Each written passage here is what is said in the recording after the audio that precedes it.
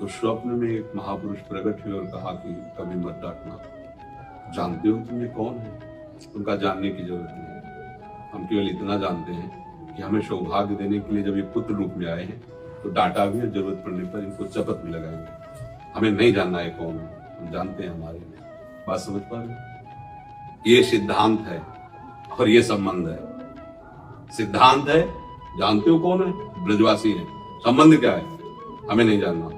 वो हमारे अमुक है, वो हमारे अमुक है, जरूरत पड़ेगी डांट लगाएंगे।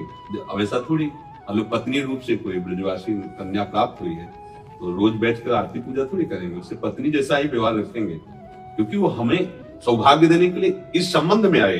जरूरत पड़ेगी हम डांटेंगे, जरूरत पड़ेगी उनको समझाएंगे।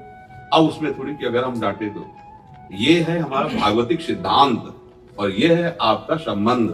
संबंध और सिद्धांत दोनों को समझना, समझ पा रहे ना? हाँ, इसमें डरना नहीं।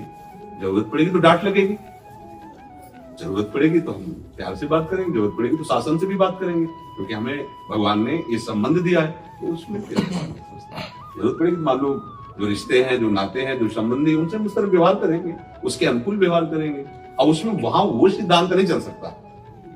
भागवतिक सिद्धांत को हम संबंध सिद्धांत में पूरा नहीं उतार सकते। जैसे भागवतिक सिद्धांत है, सब में प्रभु है, देखो, बहन है, बेटी है, माँ है, पत्नी है, हम सब में प्रभु मानेंगे, लेकिन संबंध व्यवहार में बहुत जमीन आसमान का अंतर है नहीं? सिद्धांत है ब्रजवासी भगवत स्वरूप है, वो हमारी पत्नी है, वो हमारे बेटा है, वो हमारे रिश्तेदार है, हमारे नातेदार, उसमें डरना नहीं। उसमें जो व्यवहार है सम्यक रूप से किया जाए, समझ? लेकिन गृहस्थी में राग त्यागने की बात कहते हैं। राग त्यागने का सहज उपाय है, हमारा जिससे जो संबंध है, हमें उसके प्रति क्या कर्तव्य करना है ये करते रहें, उसका हमारे प्रति क्या कर्तव्य है ये मांग ना करें, तो राग का त्याग हो जाएगा। समझ पा रहे?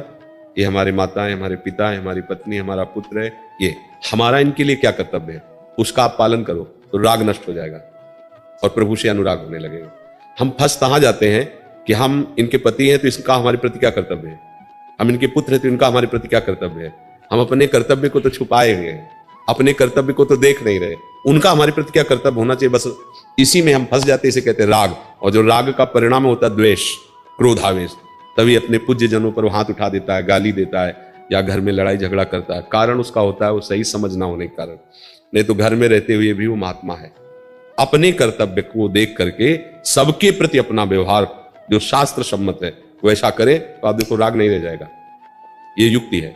गृहस्थी में रहते हुए भी वो सबकी सेवा करते हुए भी वो राग रहित रहेगा। जैसे गोपीजन अपने घर में ही थे, कहीं किसी से कोई भी राग नहीं था और सबकी सेवा कर रहे थे, गौ सेवा, पति सेवा, पुत्र सेवा, सबकी।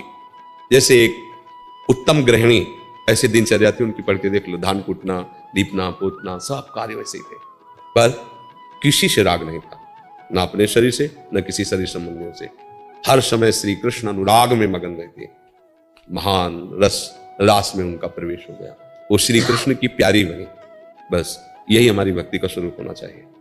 हम अपने कर्तव्य से मन को न चुराएं, जो हमारा कर्तव्य हम उसको, वो हमारे प्रति कैसा बर्ताव करता है ये हमें नहीं देखना, वो हमें सहना है।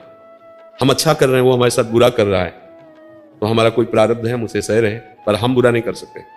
हम अच्छा ही करेंगे तो हम साधु बन जाएंगे, हमें ठाकुर जी श्री जी से अपनापन हो जाएगा, हमें उनकी याद आने लगेगी। और जहां हम अपनापन इधर किया और इनका मेरे प्रति ऐसा कर्तव्य होना चाहिए, बस सारा संसार इसी में असंतुष्ट है। आप देख लो, इसी में असंतुष्ट है। हमने इसको पढ़ाया लिखाया और ये हमारे साथ ऐसा बर्ताव, ये